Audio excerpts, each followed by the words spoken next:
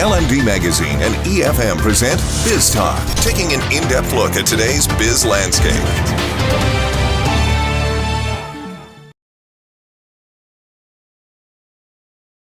Welcome to another edition of LMD-E FM Biz Talk. Today we're speaking to Research Manager at Verite Research, Buddhika Perera. Good morning, Mr. Perera, and thank you for joining us today. Good morning. First of all, what are electronic signatures, electronic documents, and digital signatures? Sure. So I'll start with electronic documents. Electronic documents are electronic forms of documents that you can use in transactions the same way that you use paper documents. Electronic signatures are signatures that you use to authorize these electronic documents as if you do any paper-based document with your personal signature. So these can be very simple in terms of typing your name at the end of a document or typing your name at the end of an email, to more complex things like biometric signatures, which can be fingerprints or like retinal signatures, anything to digital signatures, which are like a highly complex form of electronic signature that can uniquely identify who the originator is, were any changes made to the electronic document, so on and so forth. What are the common reasons for the non-acceptance of digital signatures, and how can these be substantiated? So during the course of our research, we came across several causes and reasons presented to us as these are reasons why we cannot adopt electronic signatures or electronic documents. And one of the prominent causes given was that the existing legislation needs to be adjusted or amended to allow for acceptance of electronic signatures. So what we found was there was large unawareness among people about the Electronic Transaction Act of 2006 and what it pertains. So just to briefly recap the Electronic Transaction Act, it's an overarching act that allows acceptance of all forms of electronic signatures, allows for all sorts of transactions that takes place in the electronic space, and it's not very restrictive at all. It gives a lot of freedom for the public institution and for private institutions on how they want to adopt and whether they want to take up certain standards or not. So this act actually supersedes all previous acts in that regard, saying that so you don't need another specific legislation piece just to allow acceptance in each individual case. So we actually would not think that this is a very substantiated reasoning. Another reason that was commonly presented to us was the lack of a root certification authority or a national certification authority in order to accept electronic signatures. Now, in order to explain this point a little bit better, we need to revisit the whole concept of digital signatures. Digital signatures are often the de facto standard in electronic transactions because of their higher level of security and complexity.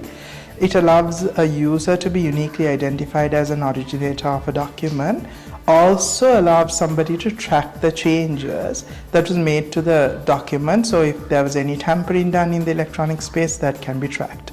So to facilitate this level of complexity and security, it uses a cryptographic certificate that depends on global technology that's called a public key infrastructure.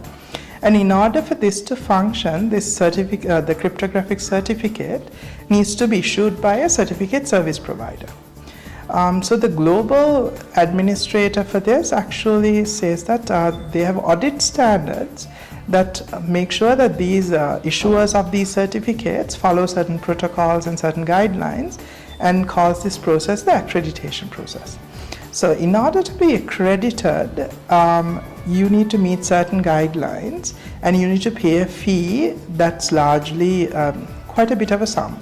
So what most countries do is they adopt a national level certificate authority that gets audited from the international authorities that in turn can audit the local certificate service providers. So that cost is kind of split in between the certificate service providers. However, this is only utilized when there's digital signatures that's being used. So any other form of electronic signatures would not really require that. But even in the case of digital signatures, if it's within border transactions that's originating to and from Sri Lanka, need not really have this accreditation component, because as long as the credibility of the agency that issues it is not questionable, whatever transactions that happen within the country is acceptable. So another cost that was commonly cited is the lack of capacity at the public sector level. So a lot of organizations cited saying that we don't really have the IT people or the IT infrastructure or the necessary expertise in accepting electronic signatures, so that's why we are not doing so.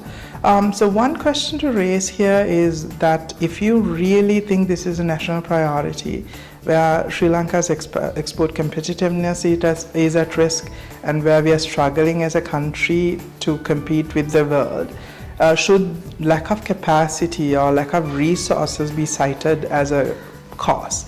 Also, even in the agencies that have the necessary resources and the capacity and the technical know-how, it's still not been done.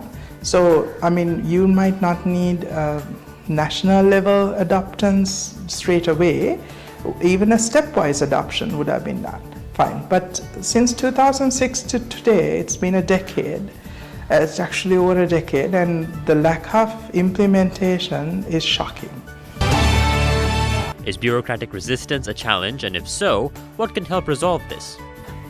So definitely, in looking at the reasoning that was presented earlier, we didn't feel that any of those were substantiative enough to not accept electronic signatures for a decade. So looking back at what was the main causality that we could identify, the main attribution that we did was to bureaucratic resistance. So if you take any public sector office, the public sector officials wield a large amount of power based on their ability to control a process and not have accountability for it.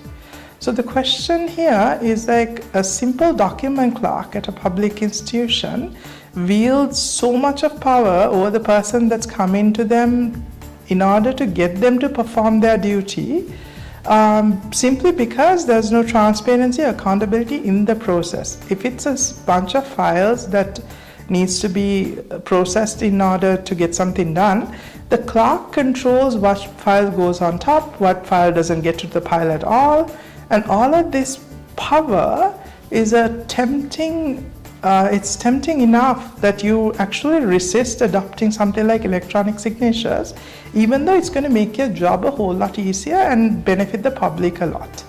So this is the kind of mindset that we thought was resisting this adoption, and we kind of looked at what exactly is driving this.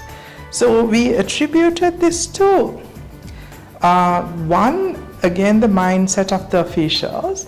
The other is the way that our processes are defined in the public sector.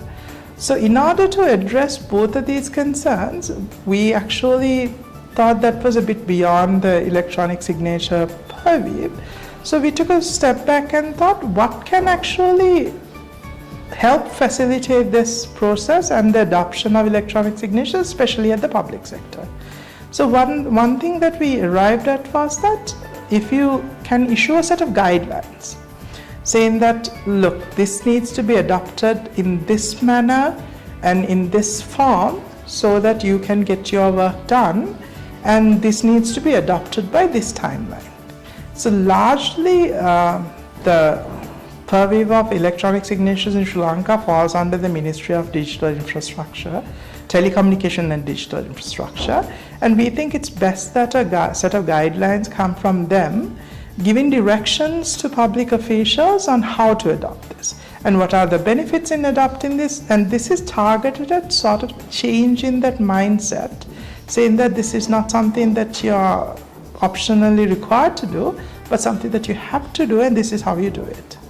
So in order to get that done, we've actually started working with the ministry and ICTA, which is the ICT agency of Sri Lanka, in arriving at a uniform solution that will help facilitate this acceptance at all the public institutions and the public level. So Thank you for joining us today, Mr. Perera. thank you, and you're welcome. Tune in every Tuesday and Thursday for more insights from our business community. You can also log on to efm.lk and lmd.lk/lmdtv for a visual experience of Biz Talk.